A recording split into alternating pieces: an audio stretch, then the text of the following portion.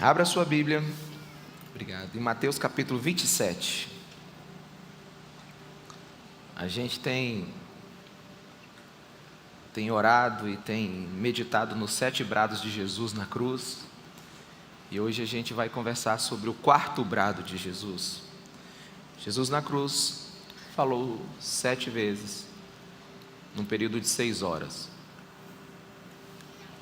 Os primeiros 3 brados de Jesus foram nas primeiras 3 horas.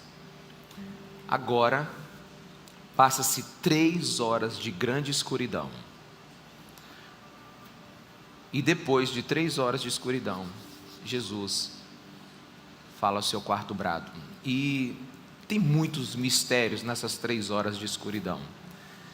Mas o pedido que a gente faz agora ao Espírito Santo é que Ele nos dê um pouquinho da revelação de tudo aquilo que aconteceu lá. Só um pouquinho. E que a gente saia desse lugar mais apaixonado por Jesus Cristo de Nazaré. Amém? Mateus 27, a partir do versículo 45, diz assim na minha versão: E houve trevas sobre toda a terra, do meio-dia às 3 horas da tarde. Por volta das 3 horas da tarde, Jesus bradou em alta voz: Eloi, Eloi, lama sabachthani, que significa: meu Deus, por que me abandonaste? Por que me abandonaste? Senhor, ninguém pode nos ensinar mais do que o Senhor que esteve naquela cruz. Por isso que o Teu Espírito constrange o nosso coração com a revelação do Seu amor derramado naquela cruz. É o que nós oramos em nome de Jesus. Amém? Meus irmãos, que momento terrível esse. Porque no 3º brado, Jesus entrega sua mãe para João. Na verdade, ele deixa sua mãe. Jesus já estava quase só. Então vem agora a maior de todas as perdas. Jesus, a cada passo daqui para frente, Ele está vivendo os seus piores momentos na cruz. A cruz já foi terrível, só que agora Ele vai viver o seu pior momento. Mas apesar de todas essas circunstâncias, de um sofrimento após o outro, Jesus não parou, amém? E como nós cantamos, Ele não foi um homem de reclamar. Ele foi um Deus que nunca desistiu de nós. Jesus, na cruz, Ele sentiu na carne a real situação do nosso pecado. Na verdade, Jesus na cruz, Ele abraçou a humanidade quebrada. Ele abraçou a humanidade cheia de traumas, cheia de esquisitices, cheia de rebeliões contra Deus. E o próprio Deus veio ao nosso abismo para nos salvar. Nesse momento aqui, está acontecendo uma das maiores revelações da palavra de Deus. É o lugar onde o amor e a santidade, elas entram em conflito. É um grito de angústia, porque nessa hora, o amor de Deus e a justiça de Deus e o juízo de Deus, eles estão sendo confrontados. Estão um de encontro ao outro agora. Está acontecendo uma colisão agora. O Deus que quer salvar, mas o Deus que precisa punir o pecado. E dessa vez, Jesus reclama. O que me chamou a atenção imediatamente nesse texto é que dessa vez Jesus reclama. Ele não reclama quando ele levou chicotadas, ele levou chicotadas calado. Ele aguentou o silêncio, dos que amavam a ele. Ele aguentou os insultos calado. Ele suportou o abandono de todos os homens. Mas agora, quando ele foi abandonado por Deus, foi demais. E foi demais até para Jesus. E aqui eu preciso que você comece a imaginar um Deus que nunca reclamou de nada, em nenhum momento da sua vida terrena, agora Ele reclama. E quando a expressão é meu Deus, é uma repetição assim, é porque existe uma insistência em Jesus dizer: não era isso que eu queria que acontecesse. Esse é um momento terrível para Jesus. E como igreja a gente precisa se perguntar: por que esse momento foi tão difícil para Jesus? Porque Jesus não está fazendo um drama aqui, não está fazendo um cenário. Jesus aqui é homem e está morrendo. E Deus aqui está sendo juiz e está punindo ele. Foi um grito de desespero aqui nesse momento. Não foi uma declaração escrita num papel timbrado dizendo assim, eu estou chateado. Não, não foi um grito como foi o grito de independência do Brasil lá no Rio Piranga. Independência ou morte, não teve nenhuma colisão. Não, preste atenção. Aqui é um grito de dor que saiu da boca de Deus. E eu confesso para você que ontem, enquanto eu meditava nesse texto, eu falei, Jesus, eu não sei explicar isso. Eu não sei. Eu não sei porque eu não tenho ideia do peso que estava sobre o Senhor nesse momento. Basta você lembrar de uma coisa. Você já lembrou de quanto um pecado já te oprimiu quando você fez algo errado? Você já pensou em quanto você ficou arrependido ou quanto você ficou angustiado por causa de um erro seu? Agora você imagina toda a maldade do mundo sobre Jesus no mesmo tempo. Porque a Bíblia diz que Ele foi o Cordeiro de Deus que tira o pecado do mundo. A Bíblia diz que Ele tomou sobre si todas as nossas iniquidades. Então aqui é um cenário de angústia. Foi um brado de sofrimento. E ao meio-dia teve escuridão total. E como aconteceu lá em Êxodo, lá no Egito, quando ficou 3 dias de escuridão, e o anjo da morte passou, e só aqueles que estavam com os seus umbrais com o sangue do Cordeiro sobre eles, e depois veio a salvação por causa daquele sacrifício, por causa daquele ritual. Foram 3 dias de escuridão agora no dia do sacrifício de Jesus. 3 horas. E 3 horas que a Bíblia diz que foi de intensa escuridão. Eu fico me perguntando o que estava passando nessas 3 horas que Jesus ficou calado.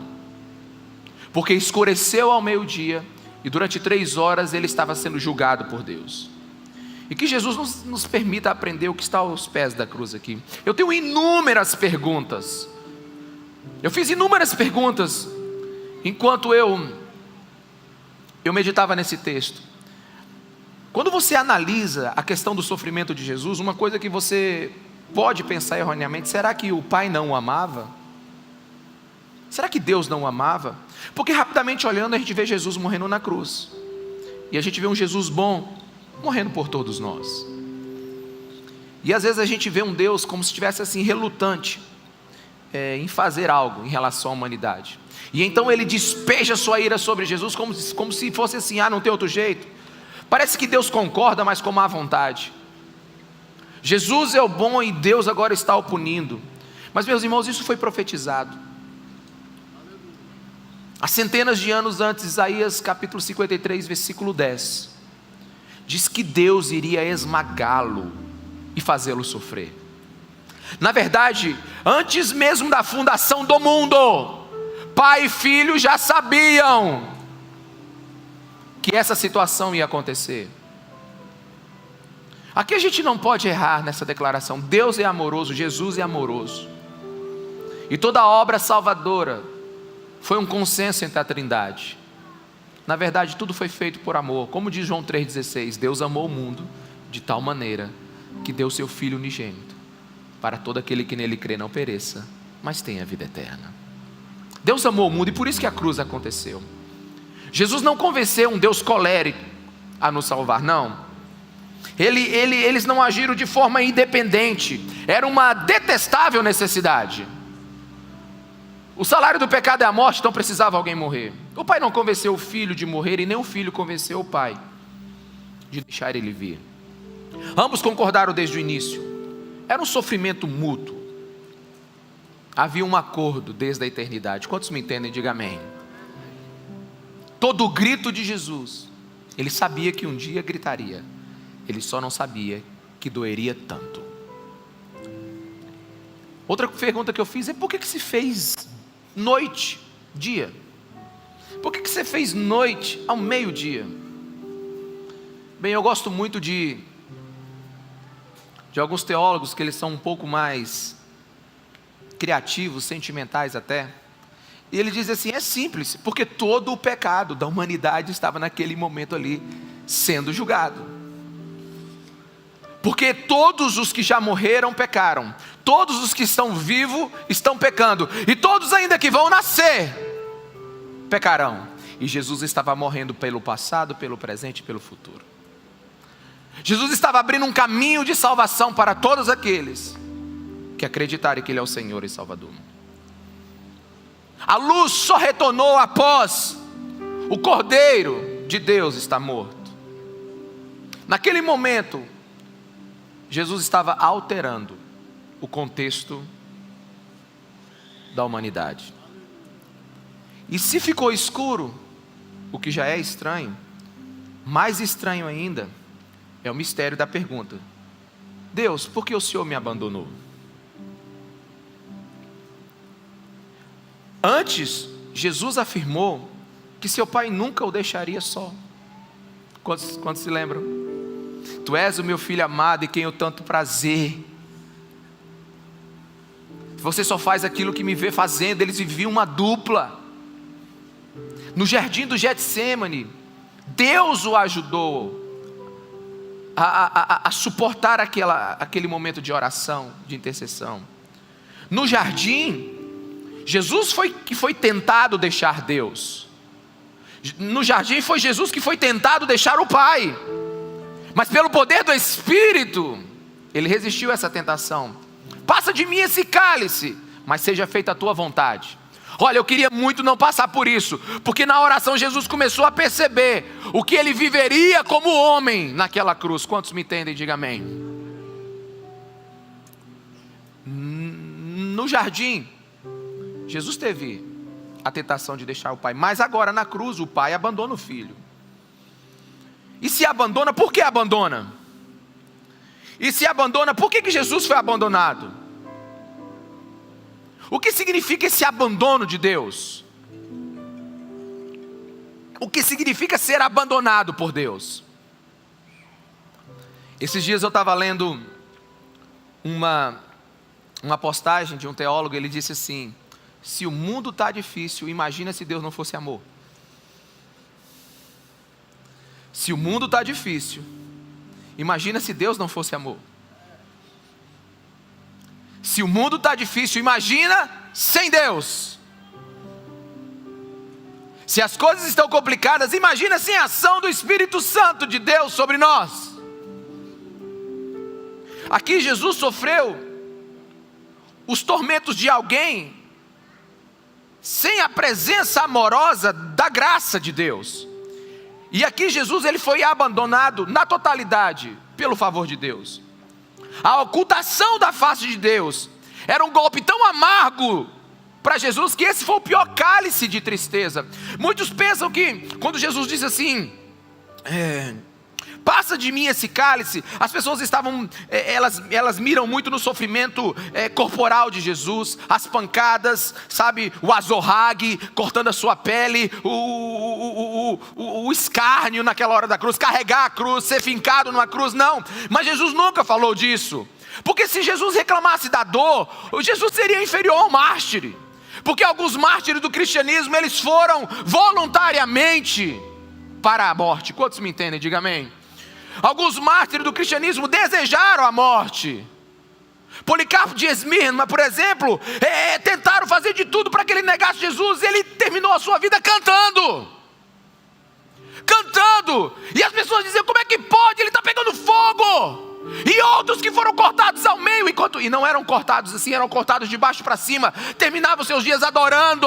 Então Jesus não estava com medo da morte, meus irmãos. Jesus não estava com medo da dor. O que Jesus estava, sabe, o cálice pior de Jesus, o que Jesus mais não queria enfrentar, era a ausência de Deus do seu lado. Jesus não queria ficar só. E se você começar a entender isso, você vai começar a entender o que é viver uma vida sem Deus. Ele foi abandonado por Deus. E a palavra abandono, ela dói demais. Quem já foi numa casa de infância que você morou e ela estava abandonada? Quem? Alguém já viu uma casa de infância? Você fica, dá uma dó, né? Há uns 8 anos atrás eu visitei a escola em que eu fiz um antigo quinta, sexta, sétima série.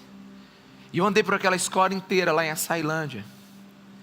E ela estava tão feia. Eu lembro que a gente pegava uma pedrinha e pulava quem riscava mais alto. Os riscos ainda estão lá em cima. Ou seja, tem um bocado de ano que não pinta aquela escola. Então assim, você é ferido pelo abandono. Uma igreja que você frequentava e hoje ela não existe mais, ou ela não está de portas fechadas. O abandono, ele fere a alma. O abandono, ele acaba com alguém. E existe, irmãos, a dor de ser abandonado por amigos, existe a dor de ser abandonado por um cônjuge, existe a dor de ser abandonado por outras pessoas, mas ser abandonado por Deus é o pior abandono que alguém pode ter. E é extremamente estranho Jesus ter abandonado Deus no momento que ele mais precisava. Jesus desprezou. Deus desprezou Jesus naquela cruz. Deus nunca abandonou o seu povo no deserto. A coluna de fogo durante a noite e a nuvem durante o dia. Ele não abandonou Sadraque, Mesaque e Abednego lá na fornalha ardente. Ele estava lá. Mas agora Deus abandona seu filho. Quando pede Isaac para Abraão, Gênesis 22, subindo ao monte, lá em cima, quando Abraão está na iminência de matar seu filho, uma voz do céu grita e diz: para, meu amigo, eu conheço teu coração e você também agora. Eu trouxe um cordeiro que vai substituir teu filho. A história bíblica, ela está repleta de momentos onde Deus nunca abandonou o ser humano. Mas aqui temos um caso de abandono de um filho. E veja bem, você precisa entender isso. Não foi um abandono por falta de sentimentos. Deus nunca deixou de amar Jesus. Mas foi um abandono por imposição legal. Foi um abandono por uma questão judicial. O pecado, ele precisava ser punido. Pecadores precisam de alguma possibilidade ou a possibilidade para serem perdoados.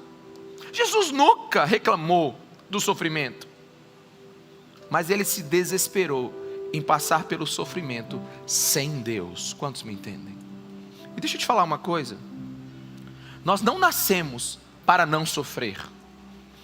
Eu acho que a pessoa do seu lado aí, ela precisa ouvir isso de você. Fala para ela: nós não nascemos para não sofrer. Agora, nós não nascemos para sofrer sem Deus.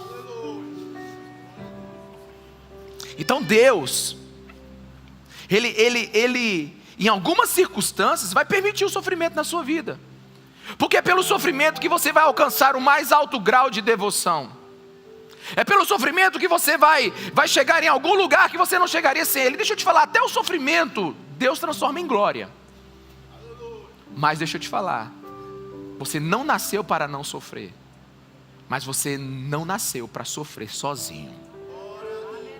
Você nasceu para viver na presença de Deus.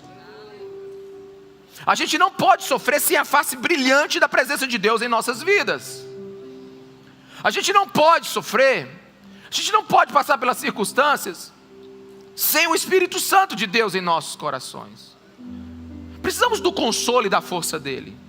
O problema de Jesus nunca foi o sofrimento. O problema de Jesus aqui foi que Deus agora tinha o abandonado.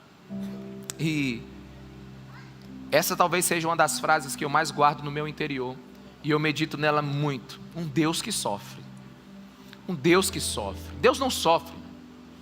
Deus não pode sofrer. É uma impossibilidade de princípios Deus sofrer. Deus é Deus. Deus está acima de todas as coisas. Deus é Deus. Deus, Ele está acima de todas as coisas. Deus não pode ser tocado, ferido. Deus não pode ser arranhado. Mas o nosso Deus escolheu sofrer. Lutero, em um de seus escritos, ele diz assim: abandonado por Deus, um Deus que sofre, nenhum homem pode compreender isso. Então, quando você consegue entender que Deus está sofrendo ali, só tem um motivo para Ele estar sofrendo: é porque Ele escolheu. Ele abriu a possibilidade dele sofrer. E só tem um jeito de alguém sofrer, meus irmãos. É se ele ama.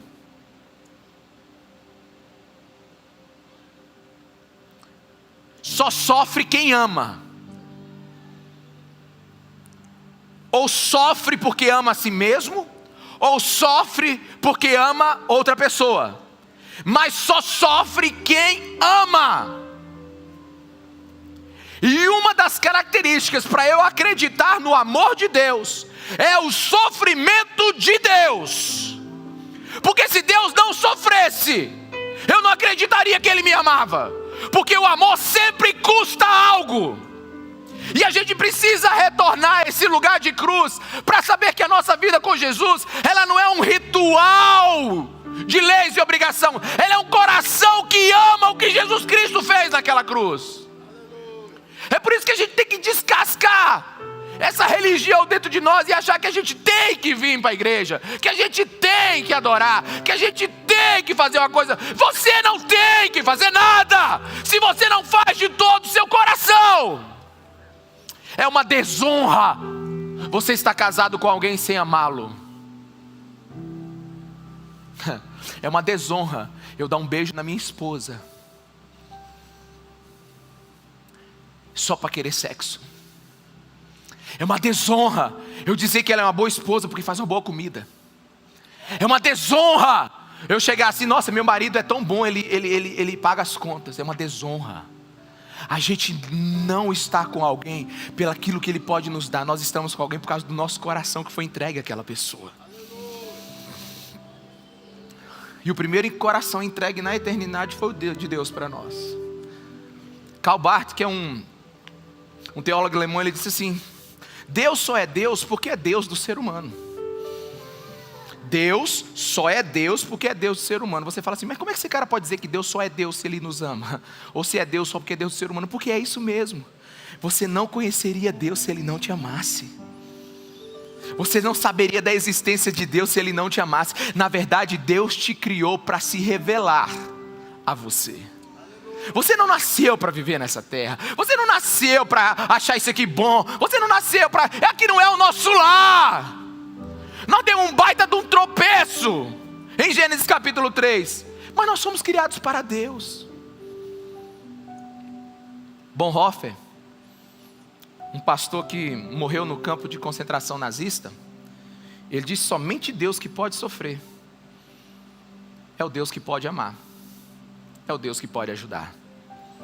Eles escolheram sofrer. Nem pai nem filho foram obrigados. Um dos atributos do amor é a liberdade. Sem liberdade não há escolha. Sem escolha não existe vontade. E sem vontade não há capacidade de amar. Deus decidiu nos amar. E é por isso que nessa cruz, por causa do amor dele, a gente tem um mistério do silêncio. Deus meu, por que me desamparaste? Você não vê na Bíblia a resposta. Há um silêncio de Deus. E pode ter certeza que a humanidade de Jesus fez muitas perguntas naquela hora. Porque você precisa entender que Jesus era totalmente homem naquela hora. Na verdade, quando Jesus encarnou, Ele era totalmente homem e totalmente Deus. Se a gente tiver assim, o zelo, o cuidado de tocar nesse assunto de forma que não profane a glória de Jesus, se a gente fizer uma análise psicológica do estado de Jesus naquela hora, Ele está sofrendo o que uma pessoa está sofrendo em todos os aspectos. Desespero. Ele está em estado de choque. Ele está num momento de extrema estresse. Mas tem uma coisa que Jesus também tinha naquela hora, Ele tinha consciência. E quando Ele pergunta, Deus meu, por que desamparaste? Era como se Ele estivesse falando assim, mas eu nunca dei causa nisso. Eu fui um filho perfeito. Eu não fiz nada de errado. Sabe, eu posso entender, imagino eu aqui na minha cabeça, o traidor Judas abandonando Deus, o covarde Pedro abandonando Deus, talvez eu abandonando Deus naquela coisa, mas Deus abandonando Deus. Mas Deus abandonando Deus. Por que que na cruz os céus se calaram e não houve uma resposta de Deus. Isso está muito claro no Salmo 22.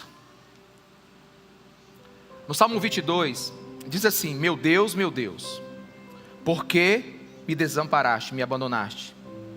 Por que estás tão longe de salvar-me? Tão longe dos meus gritos de angústia? Meu Deus, eu clamo de dia, mas não respondes, de noite e não recebo alívio. E a resposta vem agora no Salmo: meu Deus, por que não me desamparaste? Está aqui: tu, porém, és santo. Por que Deus desamparou Jesus naquela hora? Porque naquela hora todo o pecado da humanidade estava sobre ele. Jesus ali era um maldito. Gálatas capítulo 3, se você acha que chamaram Jesus de mentiroso, que chamaram Jesus de rebelde, de pecador, sabe, de filho de Beelzebu, que chamaram Jesus Cristo de tudo quanto é coisa que você imaginar, Deus considerou Jesus pior naquele dia. Todo o pecado da humanidade estava sobre ele. O pai abandonou o seu filho, porque naquela hora o seu filho era puro pecado, sem ter cometido pecado algum. O seu nome está cravado na testa de Jesus naquela hora. Jesus estava morrendo pelos nossos pecados. O apóstolo Paulo, sistematizando o estudo da cruz, ele diz que Jesus não só morreu por nós, nós morremos com ele naquela cruz. Nós estávamos lá com ele, por isso que a gente morre com ele, vive o poder da sua ressurreição, pelo poder do Espírito Santo. Isso que é o novo nascimento. O novo nascimento é você ter a revelação do senhorio de Jesus, do poder de Jesus, da graça de Jesus naquela cruz. E então você, carregado de pecado, uma hora ou outra acontece, eu sei que aconteceu com muitos aqui, você simplesmente sente uma paz que exala um cheiro maravilhoso, e você diz: como é que pode eu estava culpado 5 minutos antes, e agora eu me sinto livre, e agora eu me sinto perdoado, e agora eu me sinto filho de Deus. É isso que aconteceu naquela cruz. Todos os seus pecados, todo o pecado de alguém que hoje confessa Jesus Cristo, imediatamente o Cordeiro de Deus absorve aquele pecado, e a cruz de Cristo o perdoa. Houve trevas, porque todos os pecados estavam lá nele. Sabe por que o pai abandonou o filho? Naum 1,6 diz assim: quem pode resistir à sua indignação? Deus meu, não me desampara, Deus, eu estou complicado a minha situação. Por quê? Porque ninguém pode resistir à indignação de Deus.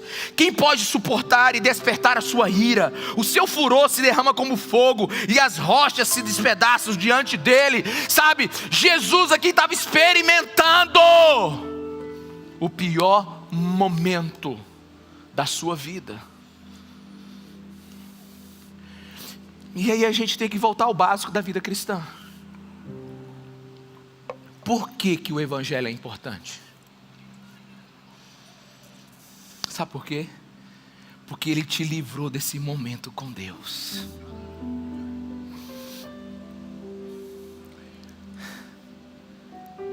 É por isso que uma boa nova, é por isso que é uma mensagem maravilhosa.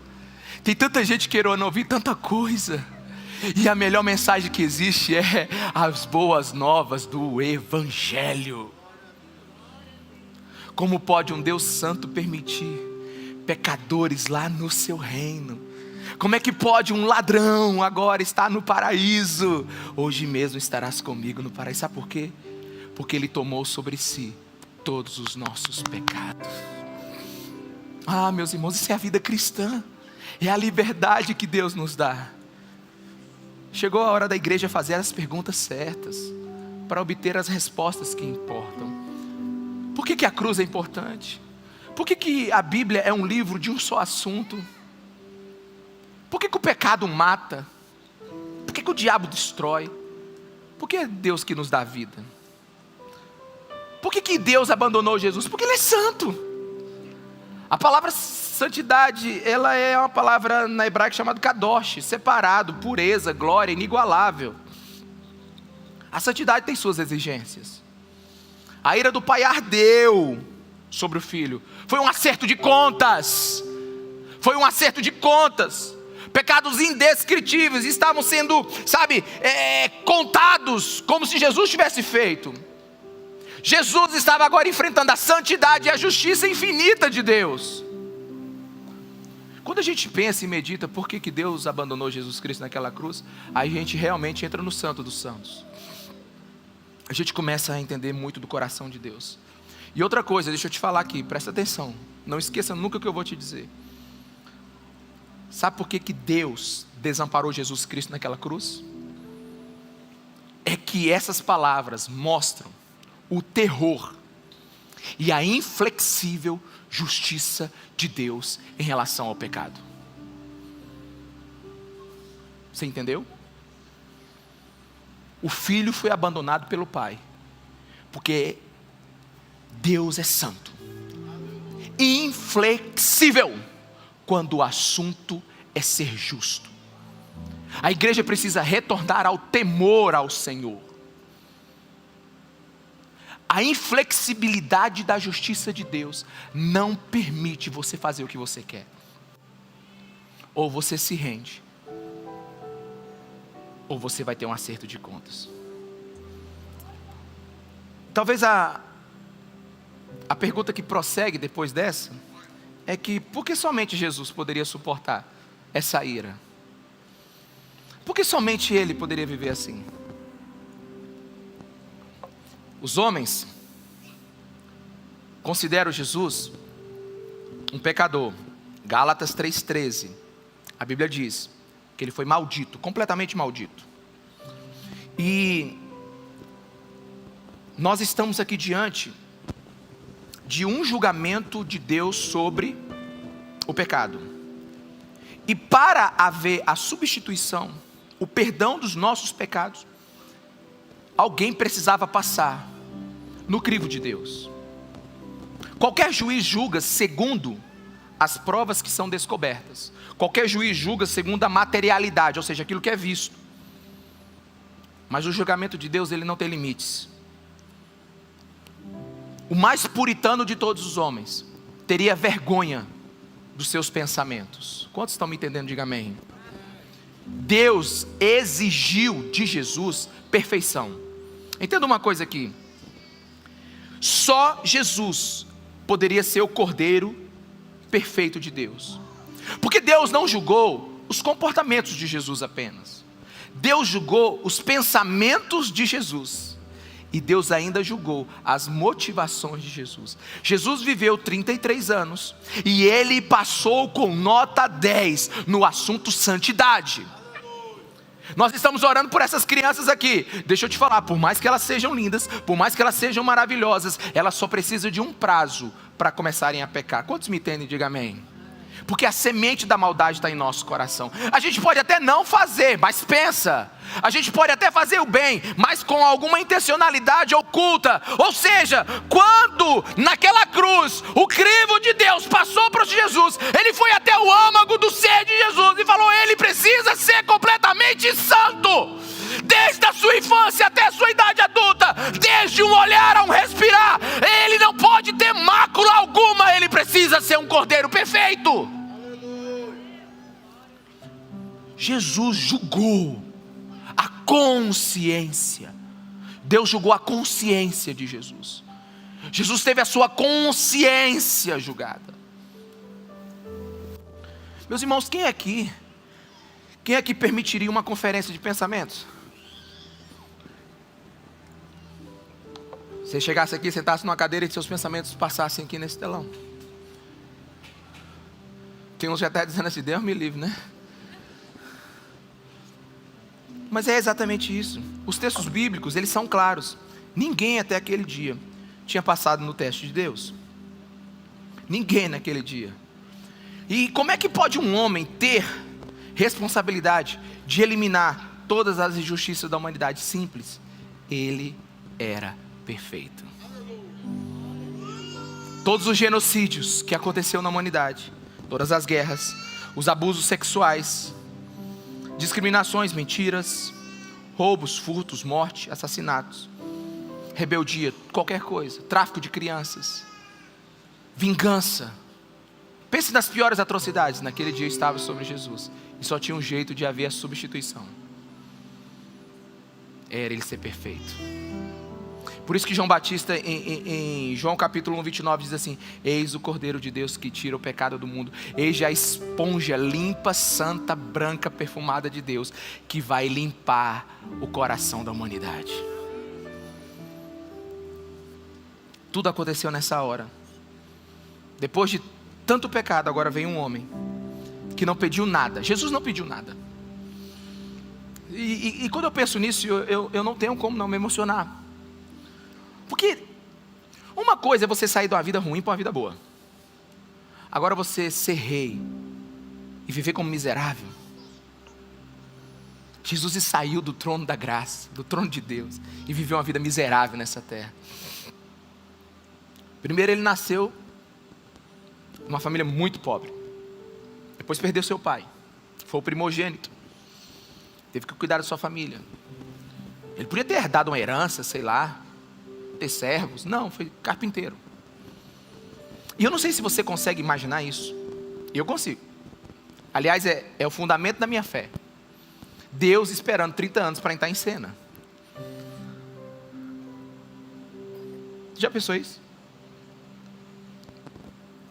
Ele se sacrificou. Qualquer criança tem uma consciência a partir dos 8 anos. Jesus esperou 3 décadas para entrar em cena. Sabe por quê? Porque ele queria que eu e você entendêssemos que ele estava realmente sacrificando a vida dele. Deus se rebaixou a um lugar para nós entendermos que ele nos ama. Poder não gera amor. Poder gera temor. O Deus do Velho Testamento era um Deus colossal. Um Deus, sabe, bélico. Então Jesus veio não para nos conquistar debaixo do chicote da força, ou do convencimento, ou do seu poder, porque Jesus não quer puxar saco. Ele veio servir. O nome disso é condescendência. Condescendência é alguém descer até o nível do outro para que o outro entenda quem ele é. Então Jesus desceu. E hoje a gente vê que Deus se sacrificou para que a gente entendesse o que a gente está entendendo hoje. Deixa eu te falar uma coisa. E isso aqui é sem falsa modéstia. Você devia se sentir maravilhado por estar entendendo a cruz desse jeito hoje. Porque nós temos 2000 anos de história. Nós temos 2000 anos de meditação. Nós temos mais de 2000 anos de estudos. Nós temos mais de 2000 anos de revelação. Nós temos o Espírito Santo agindo sobre a igreja em 2000 anos. E hoje nós estamos vivendo o conjunto de tudo isso. Naquele tempo eles não conheciam tudo isso. Hoje a igreja, ela não tem desculpa para não entender Jesus. Hoje nós vivemos um tempo de franca revelação do Espírito Santo. Jesus nunca pediu nada em troca, Jesus sempre fez. E hoje Ele está revelando ao nosso coração que Ele se doou. E a parte mais dura talvez disso tudo é que na cruz todas as forças do universo estavam contra Jesus. Olha só, o homem fez a sua parte em assassinar o Filho de Deus, mostrando toda a maldade no seu coração. Na cruz, Satanás fez sua parte, que foi profetizada lá em Gênesis. Ele esmagou a semente da mulher. Ele feriu o seu calcanhar. Satanás demonstrou toda a sua hostilidade naquele momento. Naquela cruz, Jesus fez sua parte em ficar calado e receber tudo. E Deus fez a sua parte. Derramou toda a sua ira sobre Jesus. Uma coisa você precisa entender: Jesus sabia o que estava acontecendo ali. Todas as forças do universo estavam contra ele ali. Quando ele disse no seu primeiro brado: perdoe-lhes porque eles não sabem o que fazem. Talvez o ser humano não sabia o que estava fazendo naquela hora, mas Jesus sabia exatamente o que iria enfrentar. Quando Jesus tomou partido pela humanidade, ele perdeu o seu último recurso de alívio, que foi a presença de Deus. Existe um princípio na teologia que diz assim: não era possível transferir o pecado sem transferir o castigo. Não é possível transferir o pecado sem transferir o castigo. Alguém vai ter que ser punido. Deus é justo. Deus é justo. Sendo o mais claro possível, Jesus recebeu o que era devido a nós. E como todos os pecados, pensa comigo aqui, como todos os pecados estavam sobre Jesus naquele momento, e Ele suportou todos os pecados por 3 horas, então Jesus suportou o inferno de cada um de nós eternamente em 3 horas. Quantos me entenderam? Diga amém. Quantos me entenderam? Amém? Se é uma substituição. João Calvino, ele diz o seguinte: somente Jesus, sendo homem, poderia receber na sua alma todos os efeitos do juízo eterno de Deus. Então Jesus viveu o nosso inferno naquela hora. Deus meu, por que me desamparaste? Só tem um jeito de Jesus nos substituir, é passando em nosso lugar. E o que é o inferno? O inferno é sofrer nas mãos dos homens, é sofrer nas mãos de Satanás, e por fim sofrer na mão de Deus, ou sofrer a ausência total de Deus. Naquele dia o inferno veio sobre o Calvário. Naquele dia o inferno veio sobre Jesus. E quando você pensa diretamente assim, por que o inferno veio naquele dia sobre Jesus? Por que toda angústia veio naquele dia sobre Jesus? Porque primeiro, meus irmãos, o sacrifício de Jesus na cruz não foi por você e por mim, foi por Deus. Deus precisava primeiro punir o pecado para absolver o pecador. É uma ordem lógica. Ninguém manda alguém para a rua sem antes cumprir a pena. Então naquela hora, Jesus que experimentou o nosso inferno, a nossa vida, os nossos pecados, a nossa teimosia, a nossa rebeldia. A principal finalidade na cruz não era para nós, era para Deus. Sim, o sangue de Jesus nos salvou de todos os pecados, nos salva. Mas Ele derramou seu sangue primeiro pelo Pai. Porque se o Pai quer perdoar, Ele primeiro precisa ser justo. Quantos estão me entendendo? Diga amém.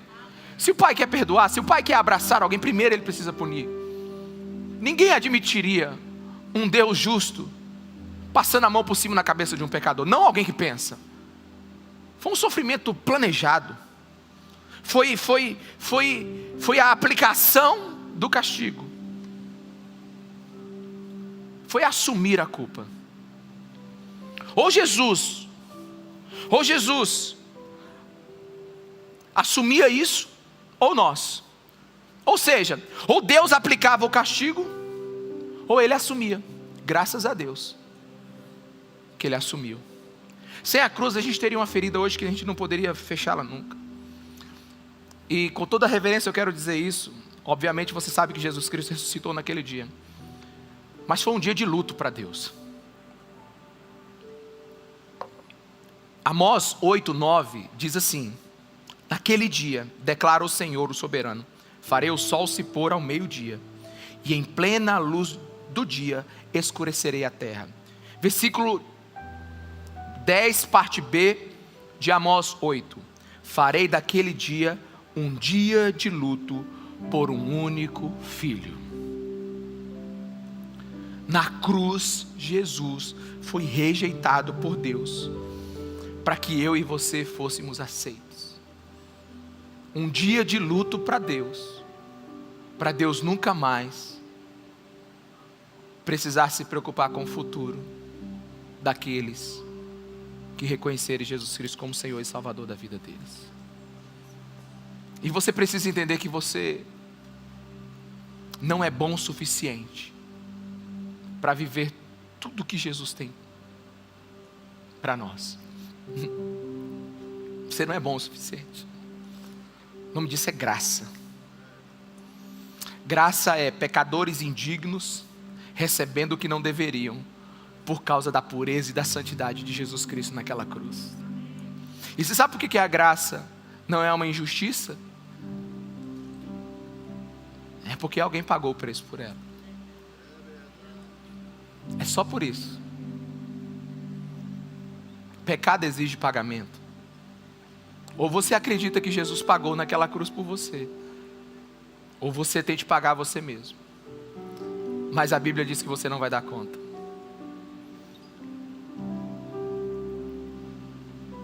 Dallas Willard escreveu um lindo livro sobre teologia, sobre apologia amorosa. E ele disse assim: muitos um dia gritarão no inferno: Deus meu, por que tu me desamparaste? E ele responde: haverá silêncio no céu, porque um dia houve silêncio na cruz. Deus nunca desamparou o ser humano. Ele desamparou Jesus. A Bíblia diz: todo aquele que invocar o nome do Senhor será salvo.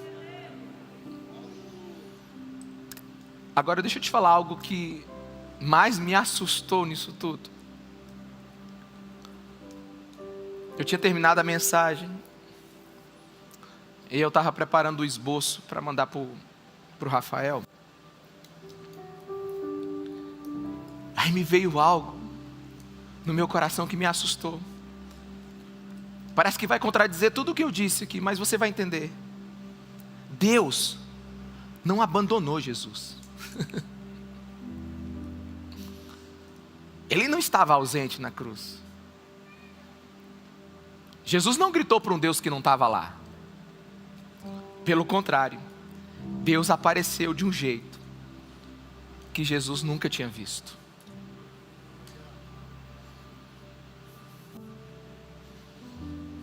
Jesus nunca tinha conhecido um Deus daquela maneira.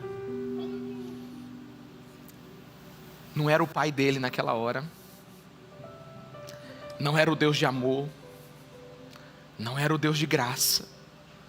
Não era o Deus de misericórdia. Não era o Deus paciente. Naquela hora, era o juiz do universo declarando a sua sentença sobre um pecador. E eu temi isso. Eu falei: Deus, obrigado por Jesus, porque eu não quero te enfrentar desse jeito. Eu não tenho nem coragem de te enfrentar. Eu não tenho coragem de lidar com a sua santidade, Deus. Eu quero me esconder tão direitinho atrás de Jesus, porque Ele é o único casca grossa que aguenta a tua ira, que aguenta a tua seletividade, que aguenta as suas exigências. Naquela presença havia só justiça e juízo. A Bíblia diz e fala sobre 2 tronos no livro de Apocalipse.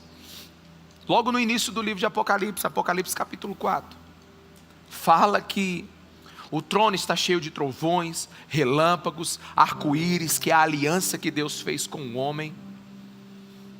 Diz que tem um mar de bronze lindo.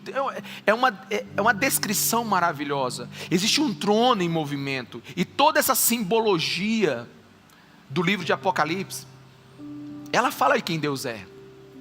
É o Deus misericordioso, é o Deus gracioso, é o Deus que fala, trovões e relâmpagos, que conversa com você, é o Espírito Santo que está falando ao teu espírito. Mas a Bíblia também fala, lá no final do livro de Apocalipse, capítulo 20, me parece, sobre o trono branco. Não tem nada nesse trono, a não ser o juiz sentado nele. Não tem movimento, não tem arco-íris, não tem trovões, não tem relâmpago, não tem nada, só um Deus que julga. Hoje nós vivemos o tempo de Apocalipse capítulo 4, é o Deus cheio de graça, cheio de misericórdia, é o Deus que nos ama, mas uma hora Deus vai ser apenas aquele que julga. E a Bíblia diz que no julgamento do trono branco, céus e terra fogem da sua presença, porque naquela hora Ele só é o Deus de justiça. Deus abandonou Jesus, abandonou Ele com a sua graça, com a sua misericórdia, com o seu amor, mas Ele estava lá, com toda a sua justiça e a sua ira, punindo o meu e o seu pecado. E é por isso que nós somos a igreja de Jesus, a noiva dele. Sabe, e eu amo o simbolismo. Lutero talvez seja um dos maiores teólogos de todos os tempos, porque ele torna tudo muito fácil. Ele diz: só tinha um jeito de Jesus andar com mão dada com a gente de novo. Sabe quando você tem aquele amigo que deve todo mundo na rua? E você não pode andar com ele porque todo mundo vai fazer alguma coisa com ele. E então, você é muito amigo dele. Você não pode andar abraçado, você não pode ir para lugar nenhum com ele, porque ele deve todo mundo. Então você sai de madrugada, acorda todos os credores dele, e paga toda a dívida dele, e sai com um documento assinado. A gente vai aprender isso lá no sexto brado de Jesus, está consumado. Aí a gente sai com um documento assinado. E aí, de manhã, o amigo não sabe de nada. De manhã, ele chama um amigo para lanchar na praça da cidade. E o amigo vai receoso, mas percebe que ninguém cobra ele, não fala nada dele. Sabe por quê? Porque alguém, na surdina da noite, no meio da escuridão, pagou o preço que ele não podia pagar. Simples assim. E é por isso que Jesus anda de mão dada hoje com a igreja. É por isso que ele diz que nós somos o povo escolhido, separado, sacerdócio real. É por isso que ele vem nos buscar. Porque Deus não tem vergonha mais de nós. Porque nós não temos nada. E o diabo não tem mais nada sobre nós. Por isso que o nome de Jesus é tão poderoso. O nome de Jesus é santo. Eu queria que você ficasse de pé no seu lugar.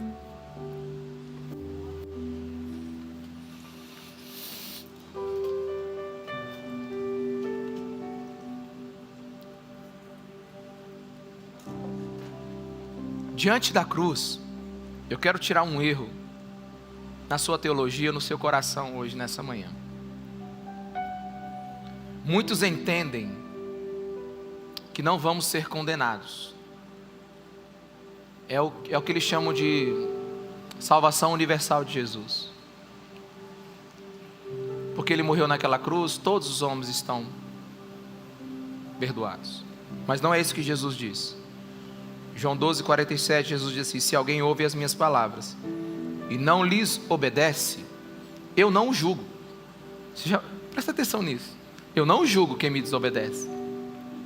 Pois eu não vim para julgar o mundo, mas para salvá-lo. Se ele não veio para julgar o mundo e para salvá-lo, é porque nós já estamos julgados. Muitos não entendem que nós não vamos ser condenados. Nós já estamos condenados. Por que você acha que nós oramos para que uma criança, na idade da razão, reconheça Jesus Cristo como seu único e suficiente Salvador? É porque ela já está condenada. Todo ser humano já está condenado. Nós não vamos para o inferno. Nós só somos retirados dele. E isso é salvação. Isso é salvação. A parábola do filho pródigo diz que ele não tinha morrido, mas ele estava morto. E ele só reviveu quando ele voltou para Jesus. Ele só reviveu quando ele voltou para Deus, humilhado e arrependido. Não existe um ser humano que está livre até encontrar Jesus Cristo de Nazaré. Fez-se meia-noite naquele dia, para que hoje a luz de Deus brilhasse em nossos corações. Como Jesus pode amar tanto assim? Ele assumiu uma péssima reputação para que a gente fosse aceito diante de Deus. E eu queria que a gente cantasse aquela primeira canção.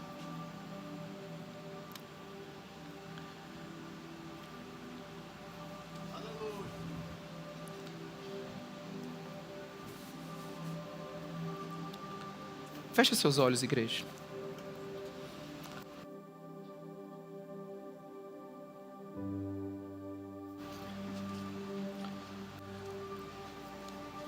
Feche seus olhos e peça ao Espírito Santo para gerar um arrependimento no seu coração hoje.